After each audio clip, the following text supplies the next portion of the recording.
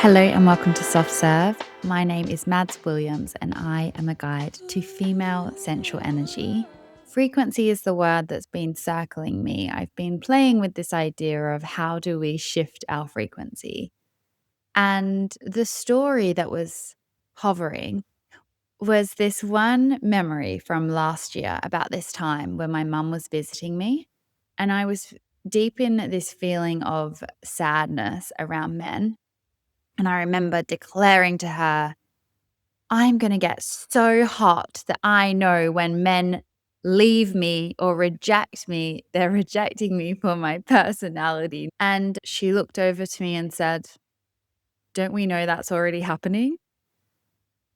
And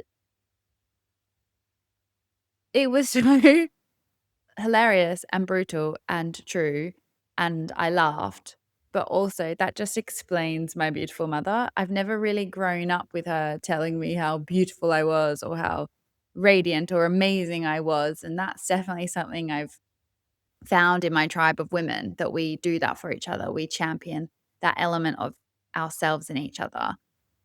But there was something in her saying that, don't we already know that, that really snapped me out of this illusion that the superficial vices or aesthetics will fix what's actually happening, the frequency that's actually looping around or underneath that. And it was great. I took that to a friend and we dissected it. And she said, some of the most beautiful women in the world are cheated on or left or whatever it might be. It has nothing to do with those things that on an exterior or external or superficial level we might celebrate. It's all to do with that inner validation piece, that inner self-worth, that inner ability to really choose ourselves and know what we want, what we're choosing in the outside world. So when I've been feeling into frequency lately, it's really this notion, okay, so you can't fake that. It has to be earned. It has to be worked through in your relationship with yourself. And so often the brain is so loud and trying to create so much interference or share so many stories that we aren't actually feeding our frequency. I just got this visual of like a Scooby or whatever they're called with a kombucha. We want to be feeding that before we can even begin to have the fruits of our labor, before we can even begin to think about drinking this gorgeous fizzy kombucha that brings so much spice to your life. So how can we feed our SCOBY or our Scooby or whatever it's called?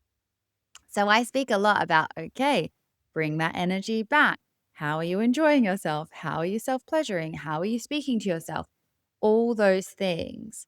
But I like to go a few steps further and investigate what's the pattern on loop anyway. What's playing again over and over and over, almost like a silent soundtrack to your movie. You might not even be conscious of how it's being received or what's rippling out of you. Often, when we're in the center of a really deeply ingrained pattern or a really deeply ingrained story, we can't see the wood from the trees. So, being able to start journaling on this, speaking with friends, asking for gentle feedback. What do they see?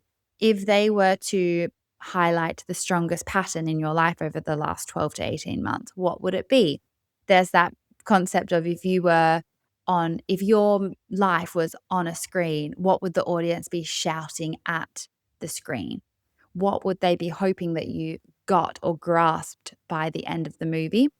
Sometimes asking ourselves these creative, esoteric types of questions can actually bring about the root. They can show you the seed of havoc, really, the seed that's causing havoc in the body, and then you can start dancing with that. One of the really beautiful questions I got this week in regards to intuition was, how are you able to be discerning with men? And what do you do if you don't know what your intuition feels like? And I love that because it's a two-prong question that has so much juiciness in it. So firstly, this might sound counterintuitive, but I'm going to start with how are you able to be discerning? And what I fucking love about living life in a way that is constantly reviewing my own experience and my own sensations and my own feelings and my own patterns is that you can't get it wrong. You can't do the wrong thing because every action you take, every experience you live is really just more information, more dissecting or revealing of what is needing to be cleaned up so you can be living in a reality that feels really good. I feel, yes, discernment with who I am intimate with. One, because of my relationship with human design.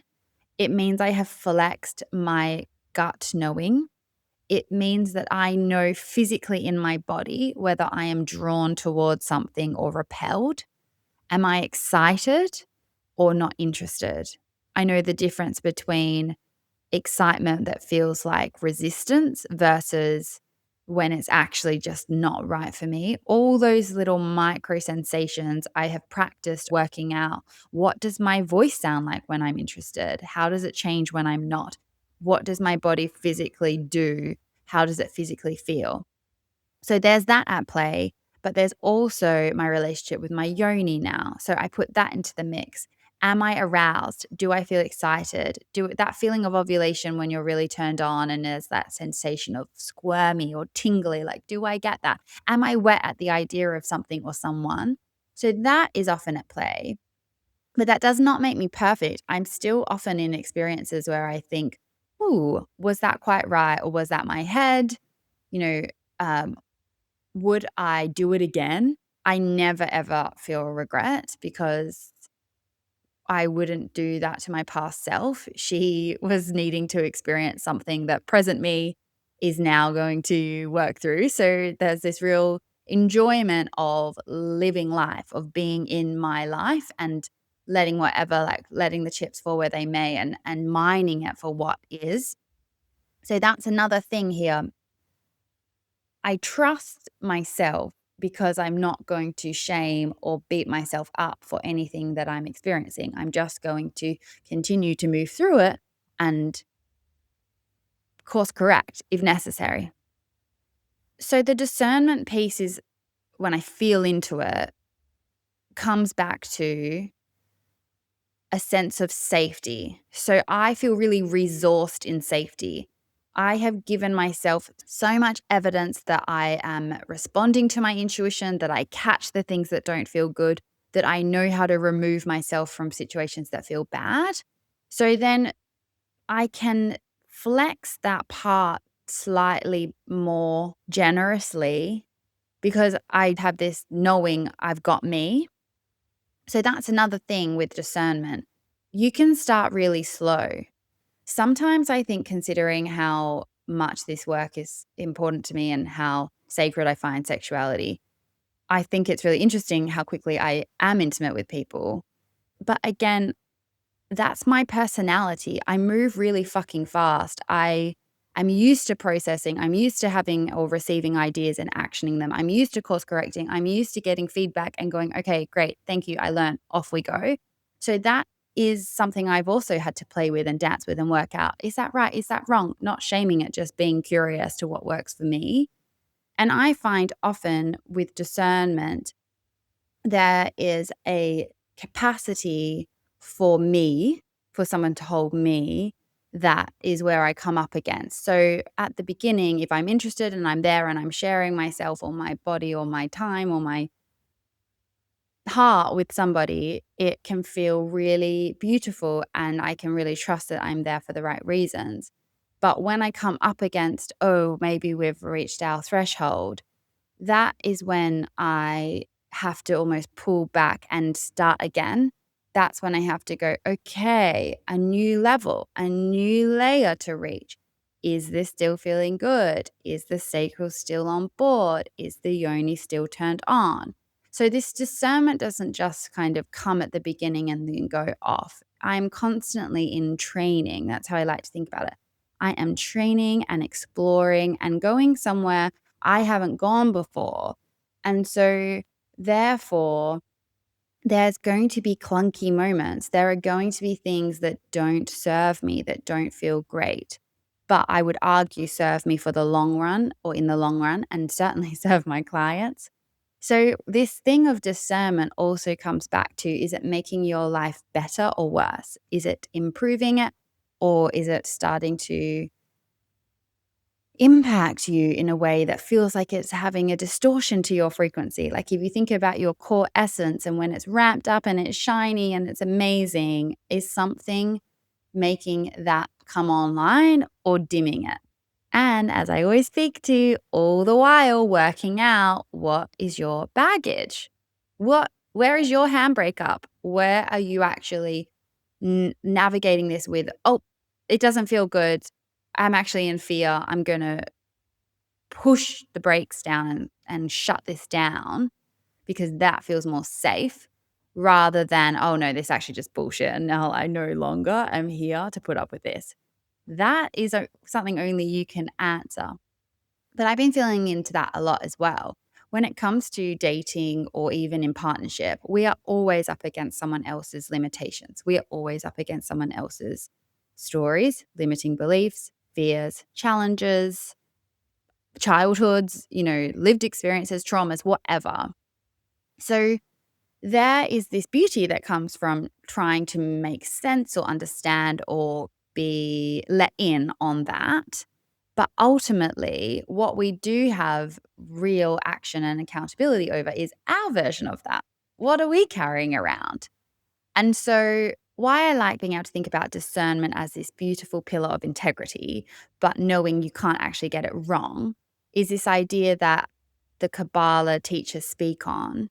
If every single person that enters your life, especially with intimacy, is there as an opportunity for you to up level, for you to stretch in the ways that you are trying to, for you to learn to stretch your capacity to receive, for you to learn to stretch your capacity to give love, for you to receive your capacity for whatever is your flavor of what you're calling in, what your soul's craving. If every single person on your journey is just there as an opportunity, then dating becomes a real gift. Then the partners in your life are a gift. Then even the ones that leave you feeling broken have highlighted something that actually needed love and attention for you to call in the person that you're actually craving or the experiences you're actually craving. So this is another thing I love about, okay, yeah, I'm up against someone else's baggage. This is starting to really impact me and feel shit. Let's just redirect that back to, why is this feeling shit? I think it's really important to be able to have conversations where you can bring what you've processed to the table. There's this real tendency in our current culture to just ghost or to shut down. Whereas if it's safe and you've created a space to bring forth, I think a really important question is, what are your needs? Are they being met? I've found men recently have been really beautiful in meeting my needs, but only did it kind of drop that, oh, I haven't asked what theirs are. I think that in the flexing of the feminine and the being in receptivity, it's so gorgeous and it feels so amazing. And I can get in this headspace that's, well, I'm gifting you my heart and my body and my nurturing elements when I'm with you. But that isn't really a sustainable way of being in connection. And so bringing more curiosity to partnerships is a real gift to everyone. It's that way of knowing someone's love language. I find in that, really honing into intimacy, you can start having those conversations that are hitting someone's love language on a soul level, not just on, again, a superficial level. So needs is a really big one. And I love this from astrology. In astrology, we look to our moon sign for our needs. And one of my favorite teachers in astrology is Danny Beinstein. And she always talks about how needs cannot be negotiated with. Needs are a necessity for survival. Wants, on the other hand, are luxurious. They're an add-on. But a need is what is a staple to us to feel like we can keep on going, keep living, keep surviving, whatever it might be. And so one of the questions What do you need to see in a partner before trusting them? And so, again, I just want to go back to that notion that I'm really focusing on my body. How is my body feeling in response to them? But for me, it is watching how they take my cues.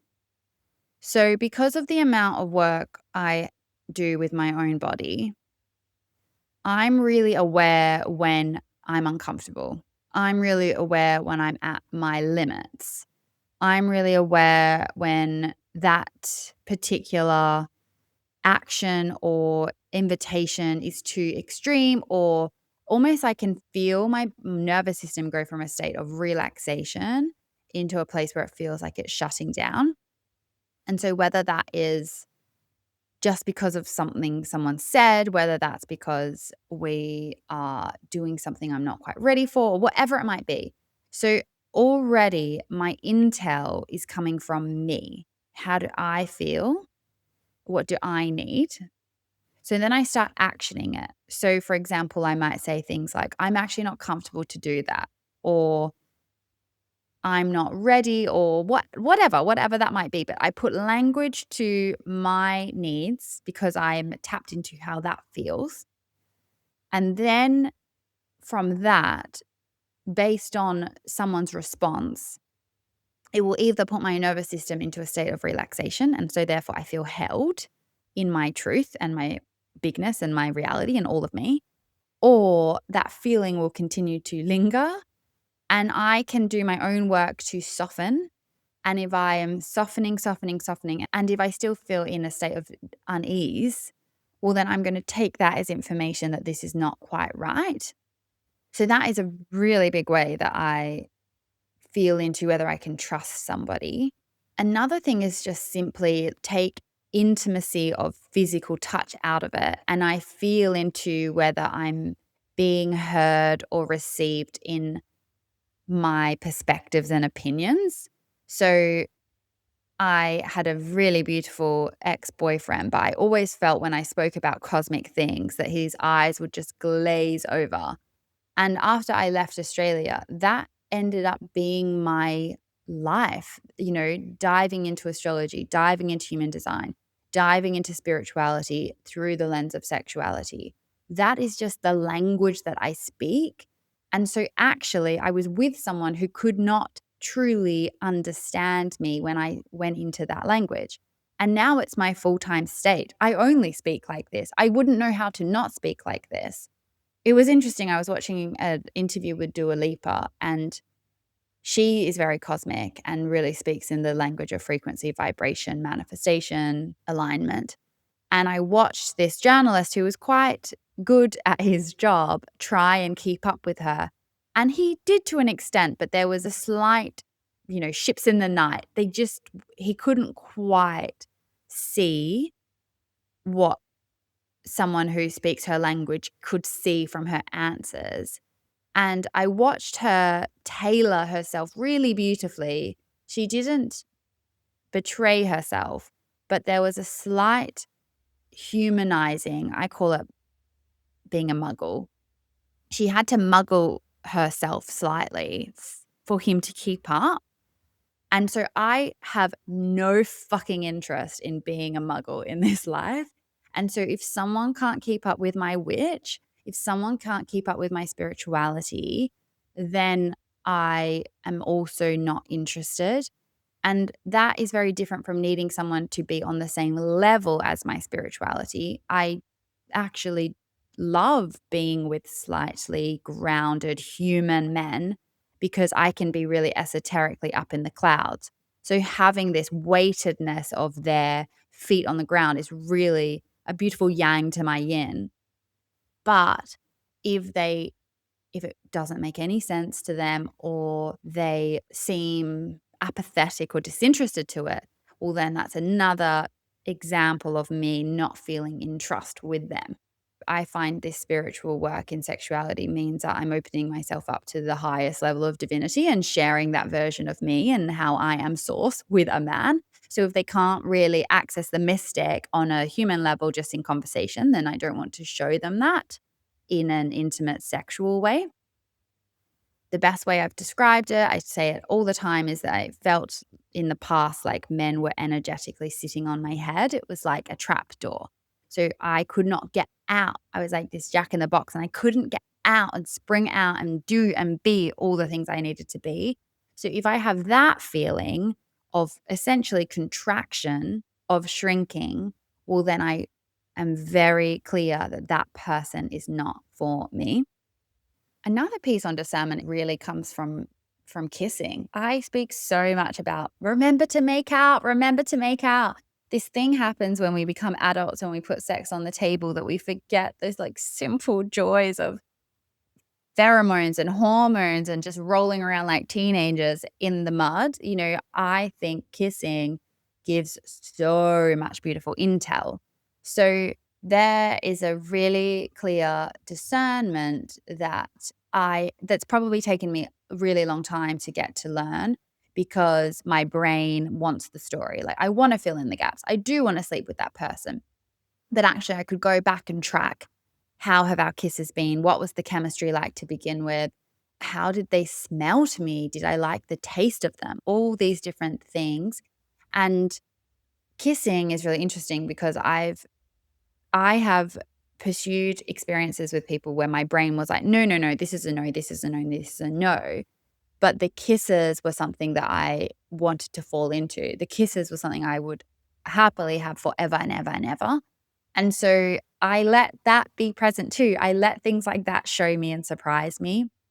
I've really come from this training that's been so like, yes, no, white, black and white. And I find it's really glitchy. Like I have such an open chart in human design. So if anyone knows what that means, it means I'm really susceptible to other people's takes on life. And it's probably why I keep myself in such a loner state. It's because I can then get back to my own truth. But some of these rules, when it comes to my own experience, I'm absolutely breaking. But in the breaking of someone else's rule book, I'm learning what works for me. I'm learning what actually feels good. I'm learning so much more from something that goes wrong than something that would have been tech perfection. And there is something in following your own nose with these things and running into the fire and getting yourself fucking burnt that you probably will break the pattern much faster in a couple of rounds of pain than if you were to just dip your toe in and extend it for years and years and years. So that's the other thing. There's this timeline that's only you are going to know. If it keeps playing again, this pattern, it's because it's asking you to look at it. And in the not looking at it or the not engaging with it, if you're so scared of it that you don't do anything with it, well, then you're just staying really, really, really stuck.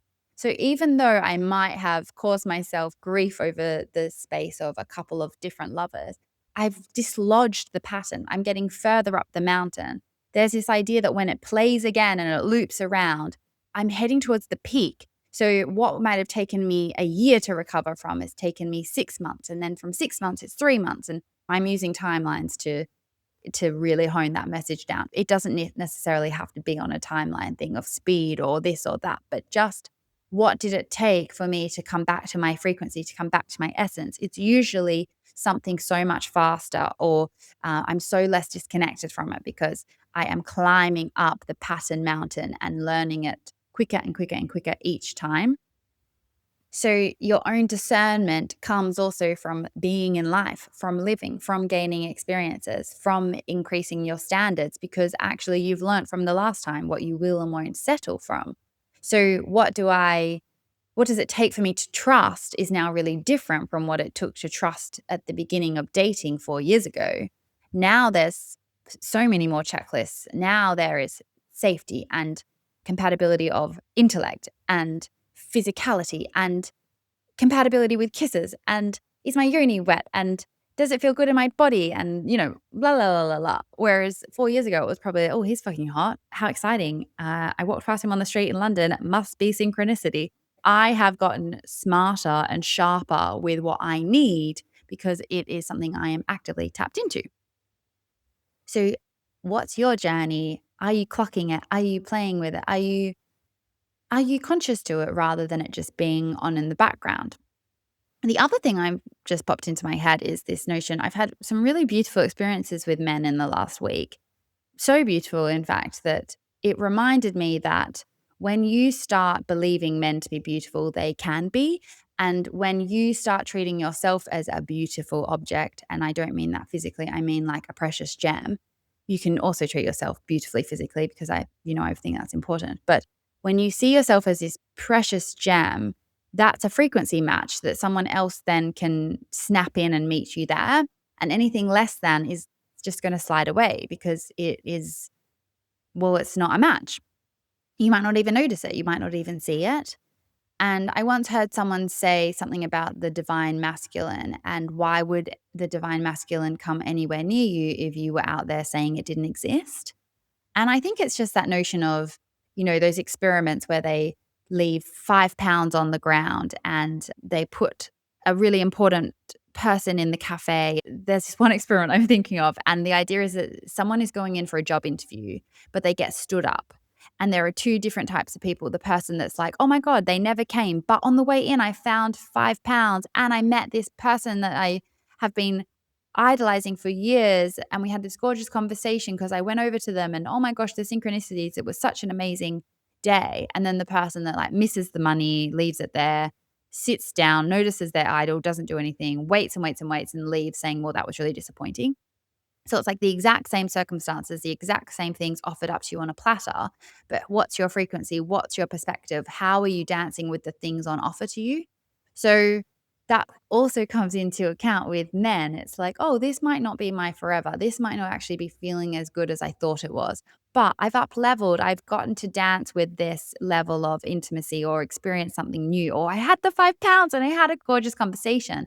But now I'm going to choose me and I'm going to choose what I need and I'm going to set this free and I'm going to keep moving through life. And instead of being in the, oh, they never showed up category, it's like, wow, that was unexpected. On to the next. Thank you, more, please. So, discernment and frequency, again, are topics that can't quite be grasped, but they can be felt and they're on a spectrum and a radar that's going to feel really unique to you. And that's where the investigation comes in. You working out what that is for you. You could talk to every single girlfriend in your phone book, but at the end of the day, I find that just fuels the brain, that just fuels the brain and the stories. And so coming back into touch with your body is where you really want to be at. So, what to do if you don't know what your intuition feels like?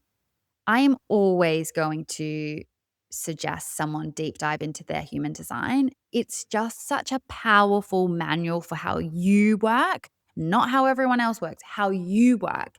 And once it's laid out to you from this external chart, and you think that resonates so fucking much, how can this be? How have we been gifted this magic? You start really thinking, okay, well, let me trial it. Let me experiment. Let me see. We can't be worse than what's happening now, which is my brain being in control. So, human design is going to show you what your authority is. And your authority in HD is in charge. That's why it has that name. It's the authority over every part of your decision making. It is the authority over every other person in your life. It comes down to what is that communicating to you.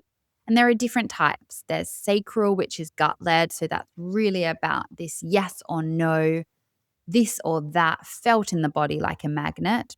There is an emotional authority, which is much more on this spectrum of wave of feeling and allowing time to show you and lean into, how does this feel? How would it feel if I do that way? There's no rushing with emotional authority, but there is collecting of data. There is splenic. So that's really much more about keeping you safe. It comes in the moment, it comes out of nowhere. And that can be hard for people as well because we're running around trying to control. But if the spleen hasn't given you intuition on it, you don't know yet. More will reveal itself. That requires being really present and active in your life and allowing and handing over trust to the divine. So there are all kinds of different intuitions. So I would really, really encourage you to do that. I offer magnetism readings, which do connect you to that. Magnetism readings are a translation of your human design and then applying it to what's happening in your life, what's happening in your body, what's happening in your dating, what's happening in your work. Whatever is present can be really present in that reading, in that session, but we will have that blueprint there so that you are making those choices for whatever's coming in up in your life based on your uniqueness, based on what is actually right for you. So that is there as a resource as well. Does it feel good? Does it improve? That is another way you can tap into intuition, even if you weren't going down the human design route. Can you go back to experiences that have worked out, or experiences that shocked you or surprised you, or experiences that didn't? And can you start taking an inventory of what went right, what went wrong? Where did you maybe self betrayal? Where did you follow a nudge that made no sense? Whatever it might be, you can start collecting your own data on what is leading to your intuition if you don't feel drawn to human design. The other thing is just separating different parts of the body. So, how does it feel in my head? Well, my head might feel really soothed if I send that message. How does it feel in my heart? Oh, my heart feels quite tense when I think about sending that message. How does it feel in my stomach? Oh, I've got knots in my stomach. Okay, so my stomach and my heart are on board, but my head's doing something different. How does it feel in my yoni? Oh, no, no, no, no, no, closed. There is different parts of your anatomy that can start communicating to you as well if the idea of HD isn't resonating. I do truly think, though, if everyone knew their human design, the world would be such a different place, because we would also then hold up the space for someone to be exactly who they're supposed to be, just in the way that I no longer, like when I was just coming through London, I was supposed to catch up with one of my friends, and she messaged me and said, Mads, I'm so sorry, but I've packed my schedule and I have a party tonight and I think I just need some alone time. And so I could be the person that is feeling deeply hurt because I don't live in the same place and she's prioritized something else over me, and I'm only in London for an hour and I'm getting on the train to Cornwall, and drama, drama, drama, drama. But because of the way I live my life, and particularly with HD, I got that message from someone who I deeply love, who often over nurtures and takes care of everyone else above herself. And I read it with so much joy, because actually that is someone prioritizing their alignment. That is someone putting their needs first. And in that, we are rebalancing what's supposed to happen. I went where I was supposed to go faster. I let her be where she was supposed to be faster. There is a real gift that comes in celebrating someone else's journey and someone else's truth. So HD just allows that as well, for you to give that gift to the people in your life, your partners, your parents, your family, your friends. Oh, if we knew it in work, everything would be incredibly different. So I really do hope you feel drawn to exploring it. myhumandesign.com is a great resource. madswilliams.com has the magnetism readings. So I hope that helps when it comes to intuition.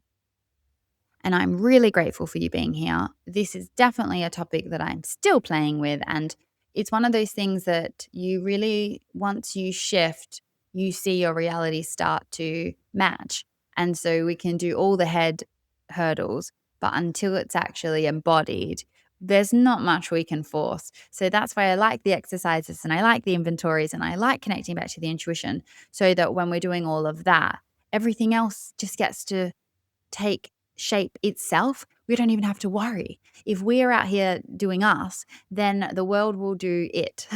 Then the experiences we are calling in can come on the timeline that's right for us and at the pace that's right, and all the things. We get to shift out of the Brian. We get to restore our trust to our body and to a divine timing situation that is out of our control. So thank you so, so, so much.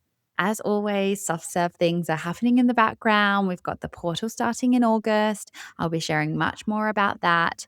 If you are someone that needs a longer payment plan, but the work is really calling to you, I'll be releasing information on that really soon, or you can get in contact with me. But I just wanted to say I love chatting with you all each week. It's a total joy. And if you have any questions, shoot them through. Okay, sending huge, huge love, and I'll talk to you soon. Bye.